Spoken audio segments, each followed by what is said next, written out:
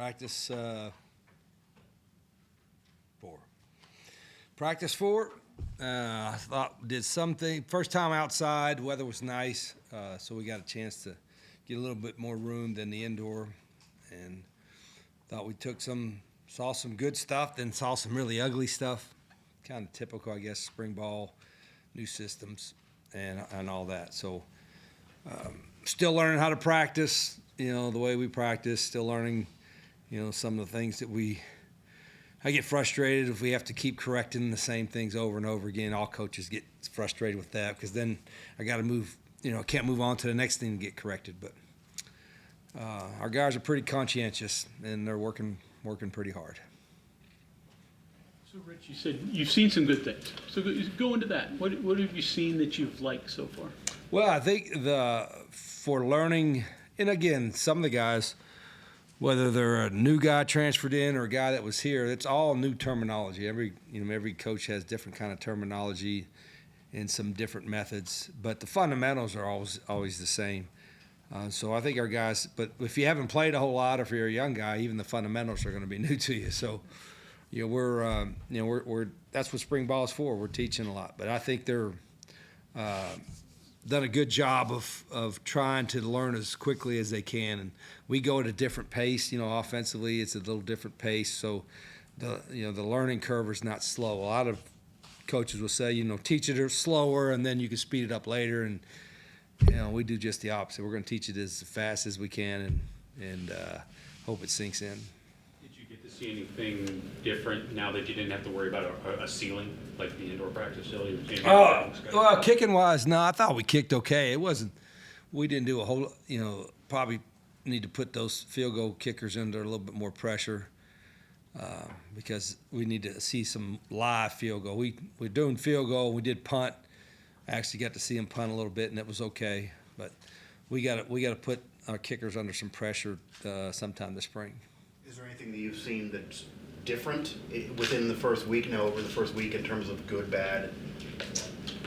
I got to watch the film. It's like asking this after a game. Hell, just from standing behind there, and I thought there was some good, but there's also some, ugliness too. We're still learning how to run. We don't have a lot of backs, a lot of experience. Jaheim is out right now, and he's got experience, so I'm not worried about him. But the rest of the backs got to learn to run with a little bit more authority. I think Hubbard is doing a good job with that.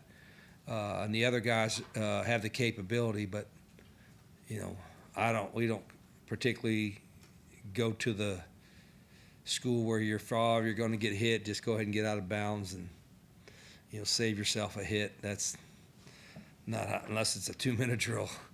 That's not how we do it. We got to run with a little more authority. What do you see from the defense so far? They're eager. I think none of them played a whole lot, and it's a whole new system. And Zach does a lot. We do a lot on defense, and so there's a lot to learn. I didn't think they practiced well defensively today at all. From what our expectations are for them. We're going to talk to Jack Bignell after you. Just talk about your relationship with him and the synergy that the offensive line coach has to have with the play call. Yeah, it's the offensive line coaches. They're all the coaching positions are important, but that's the position that your technique and your fundamentals have to be on point, right? And I got to work with Jack for a year at Ole Miss. Really respect him as a coach. Great person. Outstanding recruiter, understands ball, and he grew up with his dad and everything. And West Virginia was 5-0 against BC while he was there. So I actually did play against him. That was my senior year, and Jack was the center. So we actually did play against each other. But tickled to have him. And then we got Derek Dressler's assistant O-line coach, who's been with me the last several years at Jack State, that knows our system. So Derek has been a huge plus of helping. Even Joe Jack knows the system, I think, pretty well. That was 6 years ago or something, 5 or 6 years ago. So Derek has been a big help with that as well. Can you talk a little bit about what you've seen from the offensive line that you like so far, and if there's anything you don't like either. Obviously, I like to focus on the positives. Yeah, I mean, I'm not going to sit here and get the whole scouting report on every guy, but I think the eagerness to learn, the want to, I think is there. There's not a whole lot of experience, which I'm sure other coaches are saying the same thing. So that's a concern. But I think I'm seeing steps every day where they get a little bit better. And, we got 10 more practices, and then they got all summer workouts and fall camp and all that stuff. So, but I love the attitude. They're a good group of guys. Our athleticism's okay. I think it's not off the charts. I don't know if we have a Zach Frazier right in there, but at the same time, I do think we got some pretty good players up front, and they're all. I think one thing I think they're all eager to get a chance to play a lot because they haven't. None of them have, so that's a good thing. You mentioned learning how to practice and teaching how you practice. How much has that changed since your first time here, since 5 years ago? Your practice and the way I think we're a little bit more efficient in how we practice. That was one thing that, if I was to look back of over the last 20, 25 years or whatever of practice, and I've tried to get more efficient, get more done in a 2-hour practice. We like to say we'll get, our practices for an hour and a half, 2 hours, we'll get more done in 2 hours than most teams will in 5. Now, I mean, that's kind of coach speak, but I really do think we try, because the most important time of my day, the most important time of our coaches' days are the time with our players, whether it's in a meeting room or on the field. And I don't want to waste their time. So we got everything we do has to be purposeful. Whether drills we're doing or whatever. I don't like a lot of standing around. We got meeting rooms to sit and talk. We should be moving more, and that we can still get better with that. This is always the first spring's the hardest because it's painful to watch coaches kind of explain things, and we got to do that. But I'd rather just move at a faster tempo. So our practices over the years have gotten better paced to them, I think. The offensive linemen that you've got, are they capable of handling everything that you want to do right now? Or Yeah, they can. get more? Yeah, we'll fire them and get some new ones. No, we'll just they're capable. The mentally, it's not. I don't. Again, it's probably because it's the same thing I've been calling for 20-some years. I don't think it's as tough mentally as maybe one would think. I think it just sometimes it's harder because there's not a lot of time to think about it because of the pace and the tempo, and so we don't have a lot of plays. I think it's way over. I mean, I think we may have mentioned I think one play last year, Middle Tennessee or something, and Coach Mason said after the game, "Hey, they ran the same play 25 times. And if we had 10 more snaps, we probably would have run it 35 times." You know what I mean? So there's different variations of it. So we try to take I think again coaches try to all be just one of fancy plays and outsmart people. It's really what you can execute. So that's what we're trying to find out, what we can execute.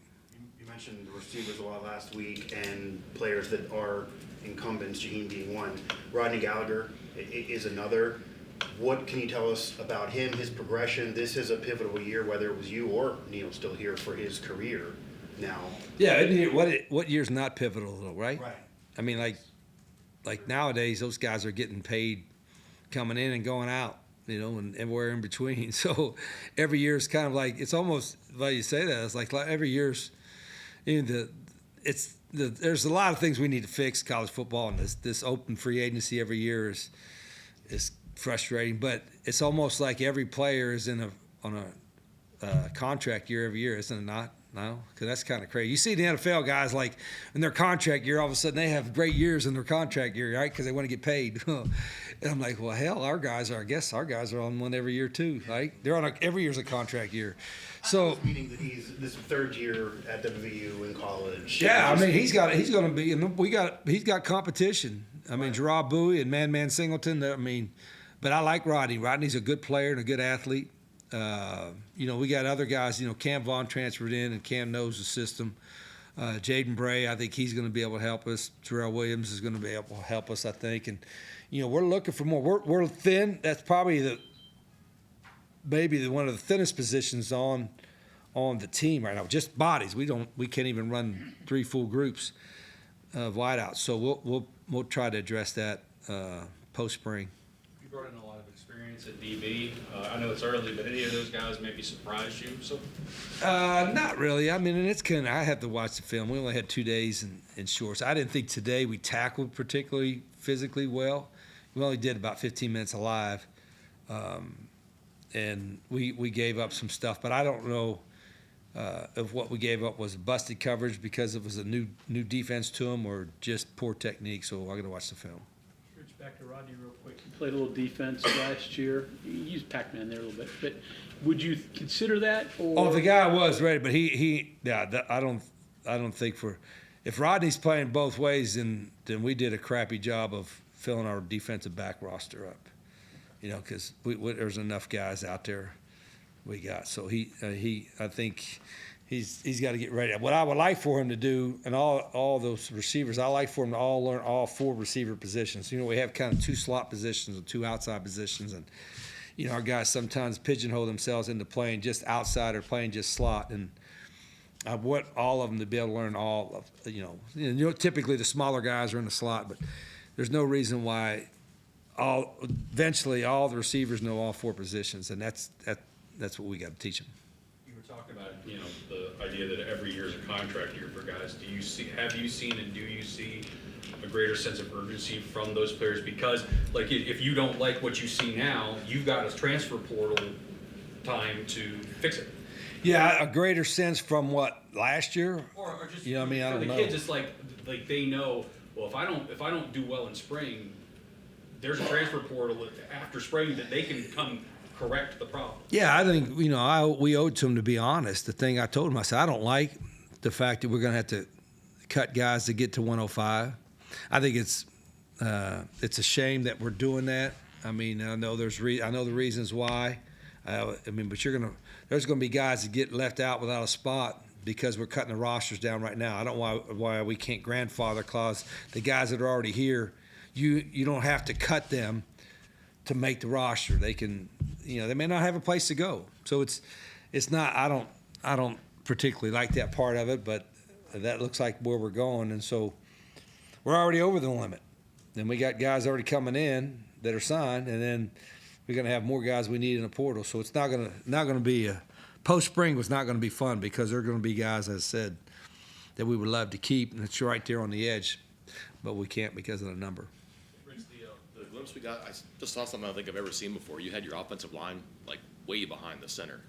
Yeah, I'm wait till tomorrow. I might have them in a circle, when you guys go out there, and then now I have him a single file line the next day. Yeah, I ain't gonna give y'all nothing. No, we do certain drills where and if you have drills where, O-line, D-line right next to each other, they're just going to grab and hold each other and hug and kiss. And sometimes the purpose of the drill is to run plays fast, not to have a bunch of fat guys hugging and kissing each other. So we get them out of the way. That's all that was. Got a pretty good rotation of left-handers. It's kind of an oddity. You thought about that, or is it just the way it happens? Oh, lefty's a quarterback? Yeah. It's you got to think about it when you're making the play calls. We do some sprint outs and bootlegs and stuff like that, and that's always part of, hey, you'd rather bootleg a lefty going left than going right, but they work it going both ways, so it's not a deal. Like somebody asked me, it's like, have you ever is it different coaching a left-hander? No. Protections, though, right? What's that? Protections. Nah. What's different? Backside. What's that? You're better offensive lineman on the backside. Shoot, in a shotgun, ain't nothing's backside, Okay. right? It's like, unless I stand in a shotgun like this, and catch the ball like that. I know I'm being facetious. Is that a right word, facetious? Is that right, Raquel? She's smarter than me. But no, the truth is, I think going in a shotgun, the answer to your question, going in a gun has changed a little bit what's front side or back side because you're seeing everything. That's one reason why 30 years ago I went in a shotgun because I had a little short. Where's he in? He in here, Jed Drenning? Had a little short Jed Drenning at 5'10", runs a 5'10" 40. But he could throw the piss out of it. But yeah, we'll move Jed back in a shotgun. All of a sudden, hey, I see everything. So anyway, yeah, it's not that from that standpoint. The only difference is with the lefty is when you sprint out or run that way. And We had a pretty good lefty here one time. Yeah, and it's number 7. How about the spin on the ball? I know wide receivers say sometimes the spin. Now, yeah, I mean, Is there I anything there? haven't. You're talking some kinesiology stuff, and I had kinesiology here, but I don't remember a damn thing from that class. And I had great teachers, but no, I don't. No, the spinning. I've heard that before, but I don't. I know it looks pretty, doesn't it? Sometimes a lefty, doesn't sometimes a ball coming off a lefty's hand. Boy, that looks like a pretty spiral, whatever. But no, I don't think. Is our 2 veterans, our lefties, which makes it kind of unique. But those guys are in a good battle, and it's hard to sometimes. Rhett's rotating them in on a good rotation and all that kind of stuff. But we've got 6 guys practicing, and we're trying to give everybody a fair amount of reps, and that's hard to do. Rich, I don't think I asked you this when you were here before, but what did you take as a coach? I mean, you see guys seem to be different, but what did you take as a coach and coaching from Don Nealon? What did I take from him? Yeah, I think everybody's got to be their own personality. And I played for Coach Nealon, and then I was a volunteer assistant with Coach. And you can remember what I remember for his. He had a great passion for the game. You could tell that with how much work he put into it, and also probably his. I think he had a really unique ability for the whole staff to feel really important. He made every coach, no matter what role you had, felt really important in what your role was, and that's probably the biggest take I took from Coach. I don't even remember the X's and O's and all that kind of stuff was all different, and we have different personalities. Coach would get on somebody. I can remember he'd get on somebody once in a while. I think he had a crooked finger, and I remember coaches. Whenever that crooked finger came out, somebody was in trouble. That part I remember. But we're probably polar opposite personality-wise in how we run practices and stuff like that. How often did you see that crooked finger? I saw it out, but I had my defensive back coach had passed, but I had a guy named Bill McConnell, who was might have been next to me, maybe the meanest coach in the history of football. I think he I was called Gonzalez for the first 3 months, and then I was too afraid to correct him there, and then I remember when I came here. I think I told the story. I think I came here as a walk-on. I thought I was going to be a walk-on receiver. They moved me the first day. I was too scared to say anything different. I'm like, hey, at least I got a shot. So they moved me to safety. And I was 15 only because there were 5 guys. If there were six guys, I'd have been 16. But Coach was so hard on him, and he was a great coach. But Coach McConnell was so hard on guys, people were quitting in front of me. So next thing you know, I went from 15 to 14 to 13, and I'm like, if I hanging on, hell, I'm gonna be starting here pretty soon. So as fate would have it, I got to be second team, and after my first year, and then wind up playing and having no fun. He was maybe the best position coach I had seen in a long, long time. He wasn't good. He was great. And you talk about being in shape. My gosh, we were in shape. So I learned a lot from Bill McConnell, a whole lot about whatever it is, hard edge and mental toughness and working hard and practice habits. And so that was probably my biggest take here was when with Coach McConnell.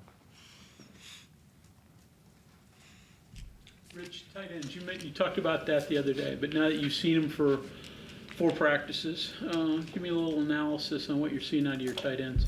Yeah, I think fairly athletic, certainly with Jacob Barrett coming in, who we know about. Great Jen Ross is a good athlete. They're having good camps.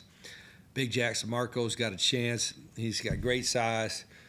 We haven't done a lot of live with our tight ends. We do a lot of 2 tight end stuff, and so I'm anxious to see how some of those guys block. I mean, Johnny Pascuzzi came from Iowa, so he wasn't used to running a lot of routes, maybe 2 in 2 years. But he's got a chance. I like the room, but I think we're using so many of them now in a different kind of role we're still got to find 4 guys, because we'll play 3 at a time, maybe even 4 at a time at times. And so, but if you have a guy that's big and athletic and you can move him out a little bit in space, all defenses, a coach will tell you that's harder to defend. So they gotta be block first guys, or did they? Both. Receivers? They got to be a big. We got to be a big physical guy who can block defensive ends and backers, but they also have to be athletic enough to run routes in space. I know it's really, really early, but do you have a timeline of when you want the quarterback depth chart to shake out? Yeah, Or do you care if it's when the it's done, first it's done? game? Who is it? August 31st? Do we know? Do we have a game time yet? May. Nay. Okay, if the game's at 1, 12:59. I'm just, hell, why would we, right? Battle might be going down there. But we'll know before then. But I'm hoping that we have more than one that's good enough to win with. I like to come out of fall camp, whatever you want to call it, with 3 guys that we can win with. I feel pretty confident that the talent that we have right now, we can have 3 guys that we can win with. But there's still a lot of work to do, and then determining the starter. I don't know. Somebody may separate themselves by the end of spring, but they may not. So I'm not worried. You won't force the issue. No, and I don't. Not again. I have a different philosophy that says you got to pick a guy. I just want them all to get good. I want all of them to get good. I want to have 4 guys, 5 guys that can be good enough to win with. So that's kind of my fault. I don't worry about who's rolling in with the 1s or 2s or whatever. We're going to have a constant rotation with all those guys probably throughout the entire summer. Okay, thank you very much. Thanks. Coach.